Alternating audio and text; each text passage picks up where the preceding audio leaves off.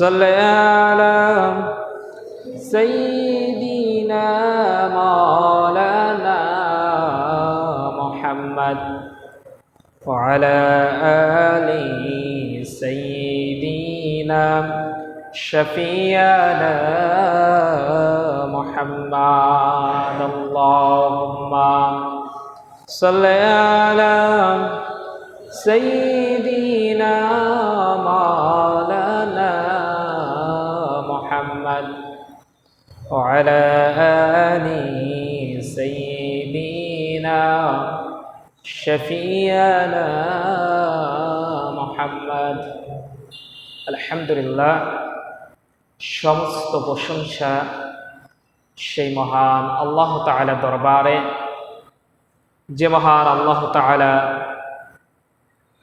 ঘর মসজিদে আসার মতন তৌফিক দান করেছেন। এই জন্য সেই মহান আল্লাহ তাআলার শুকরিয়া আদায় করব, সকলেই পড়ব আলহামদুলিল্লাহ, এবং লক্ষ কোটি দুরুদ ও সালাম সাইয়্যিদুল মুরসালিন খাতামান নাবিয়্যিন বিশ্ব নবী মুহাম্মাদুর রাসূলুল্লাহ সাল্লাল্লাহু আলাইহি ওয়াসাল্লাম। সম্মানিত হাজিরিন, আজকে আমি আলোচনা করব সৃষ্টির সেবা ও সুন্দর আচরণ। সৃষ্টির সেবা ও সুন্দর আচরণ খুবই গুরুত্বপূর্ণ বিষয়। কোরআন ও হাদিস থেকে আমরা দেখতে পাই যে আল্লাহর রহমত, বরকত ও সওয়াব অর্জনের সবচেয়ে সহজ ও সংক্ষিপ্ত পথ হলো আল্লাহর সৃষ্টির প্রতি, বিশেষত মানুষের প্রতি সহযোগিতা, কল্যাণ ও উপকারের হাত বাড়িয়ে দেয়া। সুন্দর আচরণ, সৃষ্টির সেবা করা, সৃষ্টির খেদমত করা এবং মানুষের সাথে সুন্দর আচরণ করা, এগুলো আল্লাহর কাছে খুবই পছন্দনীয় বিষয়। আল্লাহকে ভালোবাসতে হলে অবশ্যই তার সৃষ্টিকে ভালোবাসতে হবে। আল্লাহকে ভালোবাসতে হলে অবশ্যই তার সৃষ্টিকে ভালোবাসতে হবে এবং তাদের সেবা ও সাহায্যে এগিয়ে আসতে হবে। জাতি, ধর্ম, বর্ণ নির্বিশেষে সকল মানুষকে জাগতিক প্রয়োজনীয় সাহায্য করা, সমাজের কিছু মানুষের মধ্যে পরস্পর গোলমাল বা অশান্তি হলে শান্তি প্রতিষ্ঠার চেষ্টা করা, অসুস্থকে দেখতে যাওয়া, সেবা করা, বিপদে পড়লে উদ্ধার করা, মাজলুম হলে সাহায্য করা, মৃত্যুবরণ করলে কাফন দাফন করা ইত্যাদি সকল প্রকার মানব সেবামূলক কাজের জন্য অকল্পনীয় সওয়াব ও মর্যাদার কথা অগণিত হাদিসে বর্ণিত হয়েছে। মানুষের বিপদে পড়লে মানুষকে সহযোগিতা করা, সাহায্যের হাত বাড়িয়ে দেওয়া, কোনো গ্যামজাম লেগে গেলে গ্যামজামকে মিটাই দেওয়া, মীমাংসা করিয়ে দেওয়া, এইগুলো আল্লাহর কাছে খুবই খুবই গ্রহণযোগ্য আমল। রাসূলুল্লাহ সাল্লাল্লাহু আলাইহি সাল্লাম তার হাদিসের মধ্যে বলেছেন, প্রত্যেক মুসলমানের দায়িত্ব মানুষের কল্যাণে ব্যয় করা। প্রত্যেক মানুষের দায়িত্ব মানুষের কল্যাণে ব্যয় করা। সাহাবীগণ বললেন, হে আল্লাহর নবী, যদি কারো দান করার মতো কিছু না থাকে, তিনি বললেন, সে নিজে হাতে কর্ম করবে, যে কর্মের উপার্জন দিয়ে সে নিজে উপকৃত হবে এবং অন্যকে দান করবে। সাহাবীগণ বললেন, হে আল্লাহর রাসূল, যদি সে তাও করতে সক্ষম না হয়?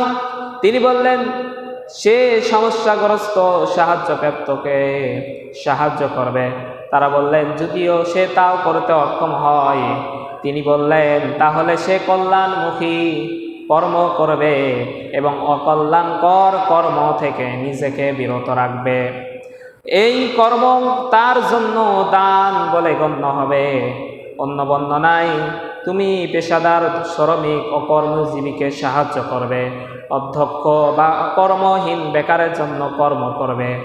সাহাবীগণ প্রশ্ন করলেন, হে আল্লাহর রাসূল, যদি আমি দুর্বলতার কারণে কিছু কিছু নেক কর্ম করতে অক্ষম হয় তবে কি করব? তিনি বললেন, তুমি কোনো মানুষের ক্ষতি বা অকল্যাণ করবে না, মানুষের অকল্যাণ করা থেকে বিরত থাকাও তোমার নিজের জন্য নিজের পক্ষ থেকে দান বলে গণ্য হবে। বলেন সুবহানাল্লাহ। কঠিন বিষয়। নিজে কর্ম করে মানুষকে সাহায্য করো, যদি তাও না করতে পারো মানুষের সহযোগিতায় হাত বাড়িয়ে দাও, যদি তাও না করতে পারো তাহলে মানুষের জন্য আল্লাহর কাছে দোয়া করো, মানুষের জন্য আল্লাহর কাছে দোয়া করো। আর আমরা কি করি? মানুষের ক্ষতি কিভাবে করা যায়, মানুষের পিছনে কিভাবে লাগা যায়, আমরা এই কাজগুলোই বেশি করি। মানুষের সাহায্যের হাত বাড়িয়ে না দিয়ে মানুষের কাছ থেকে কিভাবে চিটারি করে টাকা নেওয়া যায়, এইগুলোই আমরা করি। রাসূলুল্লাহ সাল্লাল্লাহু আলাইহি সাল্লাম আরো বলেন, বা'দিলু বাইনাল ইনসাইনি সাদাকাতুন ওয়া ইউইনুর রাজুলা। দুজন মানুষের মধ্যে বিবাদ মিটিয়ে ন্যায় সম্প্রীতি প্রতিষ্ঠা করা দান বলে গণ্য হবে। কোন মানুষকে তার বহন নিয়ন্ত্রণ বা পরিচালনা করাতে সাহায্য করা দান বলে গণ্য। কারো বাহনে তার জিনিসপত্র তুলে দেয়া দান বলে গণ্য। সুন্দর আনন্দদায়ক কথা বলে দান বলে গণ্য। মসজিদে গমনের প্রতিটি পদক্ষেপ দান বলে গণ্য। এবং রাস্তা থেকে কষ্টদায়ক দ্রব্য সরিয়ে দেয়া দান বলে গণ্য। তাহলে দেখেন, এই হাদিসটার মধ্যে আল্লাহর নবী বললেন যে দুইজনের ভিতরে গ্যামজাম লেগে গেছে, তোমরা এই গ্যামজামকে মিটায়ে দাও, এইটা তোমাদের দান বলে গণ্য হবে। তারপরে বলা হয়েছে, এবং কোনো মানুষকে তার বাহনে উঠানোর যানবাহনের ব্যবস্থা করে দাও, এটাও দান বলে গণ্য হবে। তার বাহনে জিনিসপত্র তুলে দাও, এটাও দান বলে গণ্য হবে। রাস্তা থেকে কষ্টদায়ক দ্রব্য সরাইয়ে দাও, বস্তু সরাইয়ে দাও, এটাও দান বলে গণ্য হবে। এই দেখেন কত গুরুত্বপূর্ণ কথা আল্লাহর নবী বলেছেন। তারপরে আর একটা হাদিসের মধ্যে বলেছে, আল্লাহু ফি আউনিল আবদি মা কানাল বা'দু ফি আউনি আখি। যতক্ষণ মানুষ একজন অন্য কোনো মানুষের কল্যাণে নিয়োজিত থাকবে ততক্ষণ আল্লাহ তার কল্যাণে রত থাকবেন। সুবহানাল্লাহ।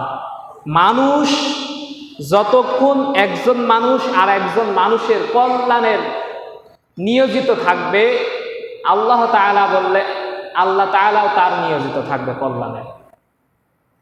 আপনি একজনকে উপকার করতে থাকবেন যত সময়, আল্লাহ তাআলাও আপনাকে উপকার করতে থাকবে তত সময়। সুবহানাল্লাহ। বুঝেছেন? আপনি একজনকে যত সময় উপকার করবেন, যত সময় সাহায্য করবেন, আল্লাহ আপনাকে সাহায্য করবেন। তারপর আরেকটা হাদিসের মধ্যে, মানব কল্যাণমুখী কর্ম বিপদ আপদ ও অপমৃত্যু থেকে রক্ষা করে। আপনি যদি মানব কল্যাণে যদি কোনো কাজ করেন কল্যাণের জন্য, তাহলে অপমৃত্যু থেকে, বিপদ আপদ থেকে রক্ষা করবে আল্লাহ তাআলা। বলেন সুবহানাল্লাহ। গোপনে দান আল্লাহর ক্রোধ নির্বাপিত করে, রক্তর সম্পর্ক, আত্মীয়তার সম্পর্ক রক্ষা করা, আয়ু বৃদ্ধি করে। আপনি যদি মনে করেন যে আমার আয়ুটা বেড়ে যাক, তাহলে যারা রক্তের সম্পর্ক, আত্মীয় স্বজন আছে তাদের পিছনে ব্যয় করেন, তাহলে আপনার আয়ু বেড়ে যাবে। বলেন সুবহানাল্লাহ। আপনার আয়ু বেড়ে যাবে। কত বড় গুরুত্বপূর্ণ কথা। কিন্তু আমরা আজ রক্তের আত্মীয় তাদেরকে দূরে ছেড়ে দিচ্ছি, ভাইয়ে ভাইয়ে গ্যামজাম লাগাইতেছি, মীমাংসা করার জায়গায় অশান্তি সৃষ্টি করতেছি। এগুলো কাজ খুবই খারাপ। তারপরে আরেকটা হাদিসের মধ্যে আল্লাহর নবী, বিশ্ব নবী বললেন, আনা ওয়া কাফিলুল ইয়াতীমি ফিল জান্নাতি হাকাযা ওয়া ক্বালা বিইসবাঈস সাবাবাতি ওয়াল উসতা। রাসূলুল্লাহ সাল্লাল্লাহু আলাইহি সাল্লাম বললেন, যে ব্যক্তি এতিম অনাথের রক্ষণাবেক্ষণ বা লালন পালন করে, সে আমার পাশাপাশি জান্নাতে থাকবে। সুবহানাল্লাহ। যে ব্যক্তি এতিম ও অনাথের রক্ষণাবেক্ষণের দায়িত্ব পালন করবে, লালন পালন করবে, সে আমার পাশে জান্নাতে থাকবে। এ কথা বলে তিনি মাধ্যমা দুইটা আঙ্গুল তুলে এইভাবে দেখালেন যে এতিম এবং অনাথের যারা সাহায্য করবে, যারা খেদমত করবে, কল্যাণে রতে থাকবে, তারা আমার সাথে এইভাবে জান্নাতের ভিতরে এইভাবে আমার কাছে যেমন দুইটা আঙুল পাশাপাশি, এইভাবে সে আমার সাথে জান্নাতে থাকবে। বলেন সুবহানাল্লাহ। বিশাল কথা। এতিম অনাথ তাদেরকে যদি আপনি একটু সেবা করেন, একটু খেদমত করেন, যদি একটু দেখভাল করেন, তাহলে আল্লাহর নবী বললেন তারা আমার সাথে আমার পাশে জান্নাতে থাকবে। সুবহানাল্লাহ। তারপর আর একটা হাদিসের মধ্যে বললেন, বিধবা বা দরিদ্রদের স্বার্থ রক্ষণ বা কল্যাণের জন্য চেষ্টারত মানুষ, আল্লাহর রাস্তায় জিহাদে রত, ক্লান্তহীন বিরামহীন তাহাজ্জুদ আদায়কারী এবং অবিরত সিয়াম পালন ব্যক্তির ন্যায়। বলেন সুবহানাল্লাহ। তারপরে সৃষ্টির সেবায় একটি দিক, অসুস্থ দিক, মানুষকে দেখতে যাওয়া। আমরা বস্তুত সৃষ্টির সেবাতেই আল্লাহর সেবা। আপনি যদি মানুষকে সেবা করেন, মানুষের সহযোগিতা করেন, মানুষকে কল্যাণরত যদি থাকেন, তাহলে দেখেন একটা হাদিসের মধ্যে আল্লাহ তাআলা বলতেছেন, আল্লাহ নবীর মাধ্যমে আল্লাহ তাআলা নিজে বলতেছে যে কিয়ামতের দিন আল্লাহ তাআলা সেই দিন আদম সন্তানদেরকে ডাকবে, বলবে আমি অসুস্থ হয়েছিলাম কিন্তু তুমি আমাকে দেখতে যাওনি। সে বলবে হে রব্বুল আলামিন, আপনি তো রব্বুল আলামিন, আমি কিভাবে আপনাকে দেখতে যাব। এই হাদিসটা কিন্তু খুবই গুরুত্বপূর্ণ হাদিস। এই হাদিসটা একটু বোঝার চেষ্টা করেন যে কিয়ামতের দিন মহান আল্লাহ বলবেন, হে আদম সন্তান, আমি অসুস্থ হয়েছিলাম কিন্তু তুমি আমাকে দেখতে যাওনি। সে আদম সন্তান বলবে হে রব্বুল আলামিন, আমি তো আপনাকে দেখতে পাই না। এইভাবে বলবে আমি কিভাবে আপনাকে দেখতে যাব। তিনি বলবেন তুমি জেনেছিলে যে আমার অমুক বান্দা অসুস্থ হয়েছিল, আমার অমুক বান্দা অসুস্থ হয়েছিল, তুমি জানার পরেও তাকে দেখতে যাওনি। তুমি যদি ওই অসুস্থ বান্দাকে যদি দেখতে যেতে, তাহলে সেই দিন আমাকে দেখতে যাওয়া হতো। বলেন সুবহানাল্লাহ। সহিহ হাদিস।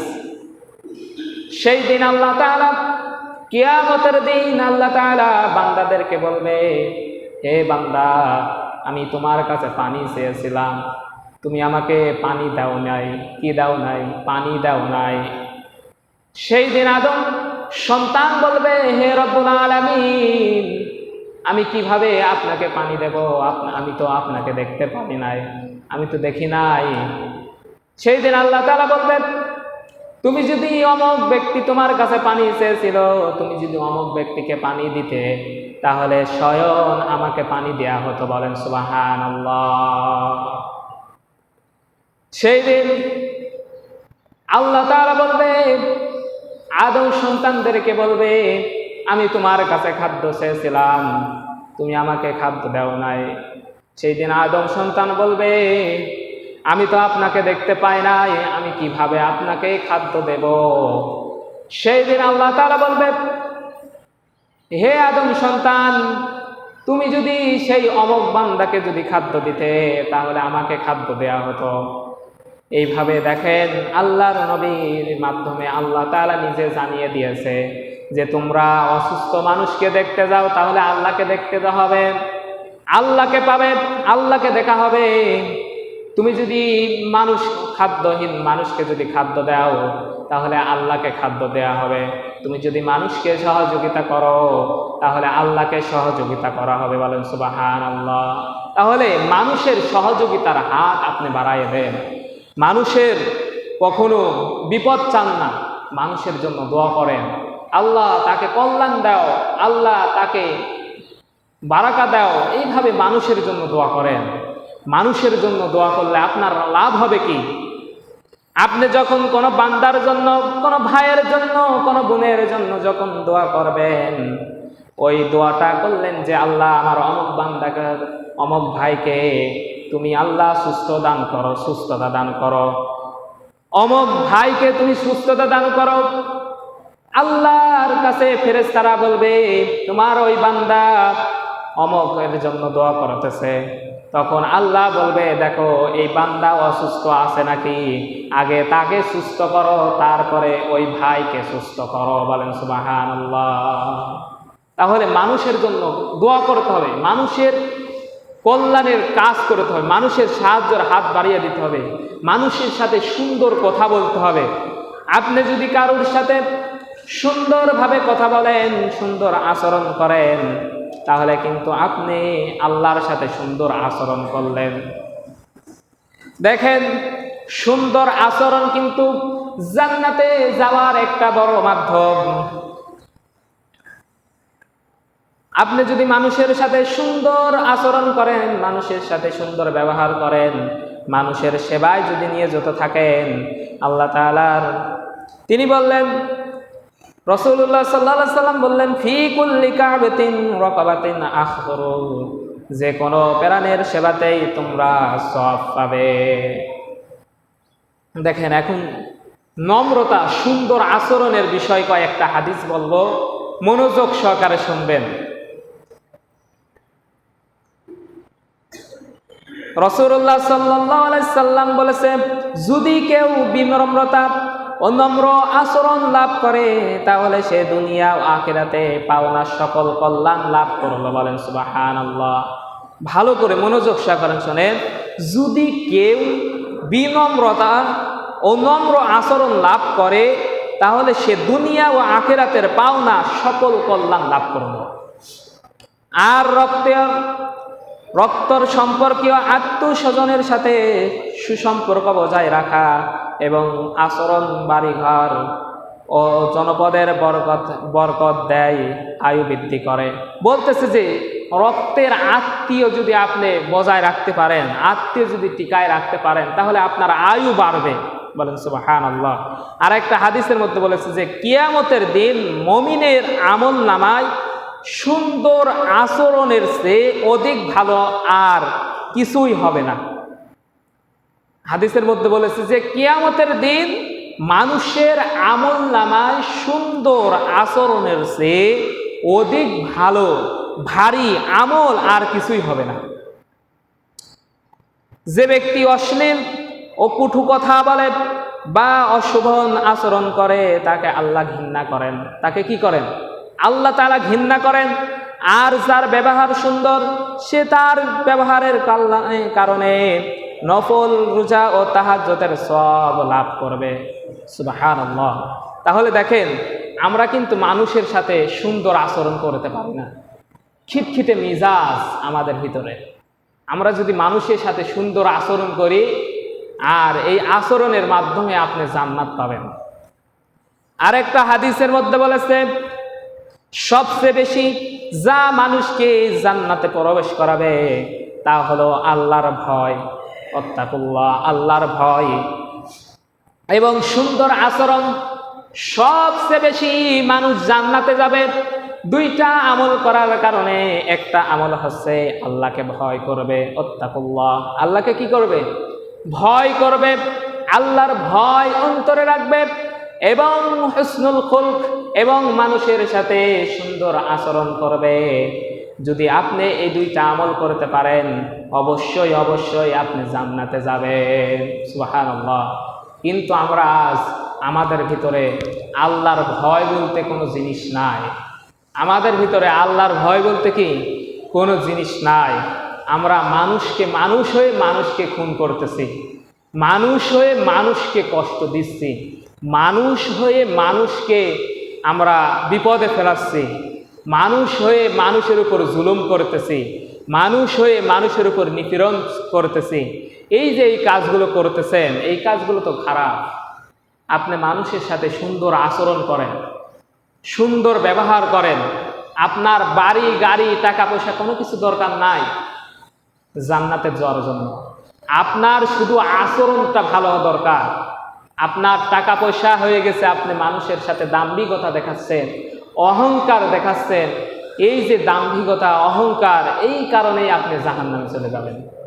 এই কারণে কি আপনি জাহান্নামে চলে যাবেন। এই জন্য বলতেছি, মানুষের সাথে সুন্দর আচরণ করেন, মানুষের সাথে সুন্দর আচরণ করেন। আপনার টাকা পয়সা সম্পত্তি কোনো কিছু নাই, আপনি মানুষকে বোঝান যে ভাই এইভাবে এই কাজটা করো তাহলে তুমি সফল কাম হবে, এই না এই করো তাহলে তুমি সফল কাম হবে। মানুষকে সুন্দর ব্যবহার করেন, মানুষের সাথে সুন্দর কথা বলেন।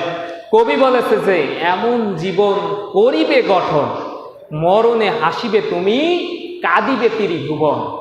এমন জীবন গঠন করতে হবে যে আপনি মারা যাওয়ার সাথে সাথে মানুষগুলো কাঁদতে থাকবে আর দোয়া করতে থাকবে, দেখ যে বলবে যে এই ব্যক্তিটা খুবই ভালো ছিল, এই ব্যক্তিটা মানুষের সাথে খুব সুন্দর আচরণ করত। আপনাদের কাছেই যদি আমি বলি যে এই মহল্লার ভিতর যে খারাপ ব্যক্তি সে যদি মারা যায়, আপনি কত বড় খুশি হন? আপনি বলেন যে আলহামদুলিল্লাহ অমুক মরেছে, ভালো হয়েছে, বলেন কি না? আপনি খুশি হলেন, অথচ তার জন্য কিন্তু এক ফোঁটা চোখের পানিও কিন্তু ঝরল না। আপনি মানুষের সহযোগিতায় হাত বাড়িয়ে দেন, মানুষের সাথে গ্যামজাম করতে যান না, মানুষের সাথে সুন্দর আচরণ করেন, সুন্দর নম্র ভদ্র আচরণ করেন। আপনার একটা সুন্দর আচরণ তার কাছে জীবিত থাকবে। আপনি যদি মারাও যান, তার কাছে মনে থাকবে, দোয়া করার সময় মনে থাকবে যে আমার অমুক ভাই আমার সাথে খুব সুন্দর ব্যবহার করেছে, আমার সাথে খুব সুন্দর আচরণ করেছে, আয় আল্লাহ তুমি তাকে মাফ করে দাও। দোয়া করার সময় আপনার কথা মুখে এমনিতেই চলে আসবে, আপনার কথা মুখে এমনিই আসবে, এমনিতেই আসবে যে অমুক বান্দা সমাজের একজন প্রধান ছিল, সে খুব মানুষের সহযোগিতা করেছে, সে চেষ্টা করেছে মানুষকে সাহায্য করার, সে মানুষের ভিতরে মীমাংসা করে দিয়েছে, সংশোধন করে দিয়েছে, কখনো মানুষের উপর জুলুম করে নাই, কখনো নির্বিচার করে নাই। আপনি যদি সুন্দর আচরণ যদি আপনার ভিতরে থাকে, আপনার এই মহল্লাটাই কিন্তু সুন্দর হয়ে যাবে। এখন আমাদের ভিতরে সবচেয়ে বেশি কাজ করতেছে গীবত, পরনিন্দা, সবচেয়ে বেশি কাজ করতেছে পরনিন্দা, গীবত। যে গীবত এত বড় ভয়ানক, কোরআনের ভিতরে সূরাতুল হুজরাতের ভিতর বলেছে যে বান্দা বান্দি যদি কারোর গীবত করে তাহলে সে তার মরা ভাইয়ের গোশত আহার করল। দেখেন আমরা প্রতিনিয়ত মরা ভাইয়ের গোশত আহার করতেছি। এখন আপনার কাছে প্রশ্ন, আপনার মায়ের গর্ভে 10 মাস 10 দিন আপনার ভাই ছিল, থাকার পরে দুনিয়ায় আসার পরে জীবিত ছিল, তারপরে হঠাৎ করে মারা গেল, তখন যদি আপনার ওই ভাইকে যদি তেলের উপরে দিয়ে যদি ভেজে দিয়ে ভাজার পরে যদি আপনাকে যদি খেতে দেওয়া হয়, আপনি কি খাবেন? বলেন, আপনি কি ওইগুলো খাবেন? কখনোই কিন্তু এই কাজগুলো করবেন না। কিন্তু আমরা প্রতিনিয়ত দুইজন একখানে হলেই আমরা গীবত শুরু করে দিচ্ছি, গীবতের স্বীকৃতি দিয়ে দিচ্ছি যে অমুক বান্দা ভালো না, অমুক খারাপ। এই যে গীবতটা করলে কবরে সবচাইতে বেশি আযাব হয় 2টা কারণে। কয়টা কারণে? কথা বলেন। কবরের সবচেয়ে বেশি 2টা কারণে কিন্তু আযাব হয়। একটা হচ্ছে মানুষের গীবত করার কারণে, একটা হচ্ছে মানুষের গীবত করার কারণে কবরে আযাব হয়, আর একটা হচ্ছে অপবিত্র থাকার কারণে কবরে বেশিরভাগ আযাব হয়। এই 2টা কারণে কবরে আযাব হয়।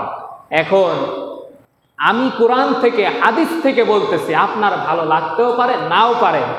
যখন আপনি আমার গীবত করতেছেন, একটু বিবেচনা করে দেখেন, একটু চিন্তা করে দেখেন যে আমি তো হুজুরের বিরুদ্ধে কথা বলতেছি, হুজুর তো কখনো নিজের কথা বলে না, আমার বানানো কথা আমি কিন্তু বলতেছি না, আমি কোরআন এবং হাদিস থেকেই বলতেছি।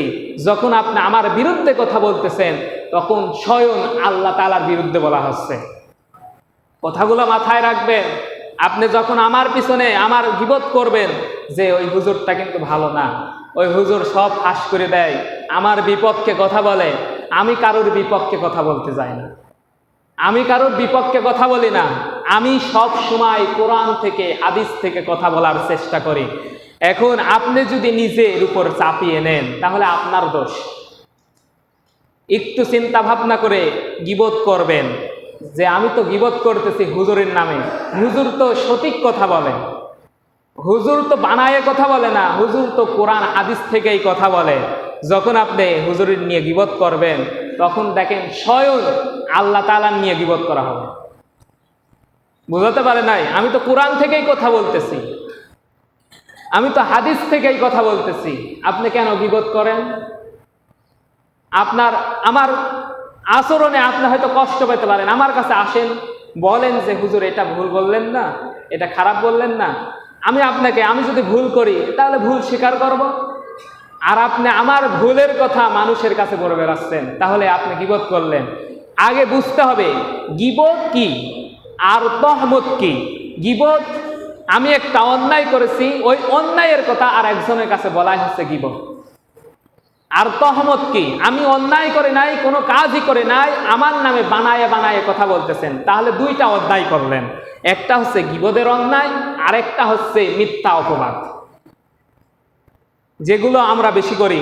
তাহলে আমরা যদি মানুষকে সহযোগিতা নাও করতে পারি তাও গীবত করব না, মানুষের সাথে সুন্দর আচরণ করব, আপনার ভাইয়ের জন্য দোয়া করবেন। যাই হোক, অনেক কথা বলেছি, দুইটা আমল শেষের একটা হাদিস বলেই আমি আলোচনা শেষ করব। এই হাদিসটা যদি আপনি মানতে পারেন অবশ্যই অবশ্যই আপনি 100% আপনি জান্নাতি মানুষ হবেন। বলেন সুবহানাল্লাহ। এই যে হাদিসটা আমি বললাম, যে কোনো ব্যক্তি যদি আল্লাহকে ভয় করে, আল্লাহর ভয় তাকওয়া যদি অন্তরে ধারণ করে, আল্লাহকে যদি ভয় করে চলতে পারে, সেই ব্যক্তি জান্নাতে যাবেই। সুবহানাল্লাহ।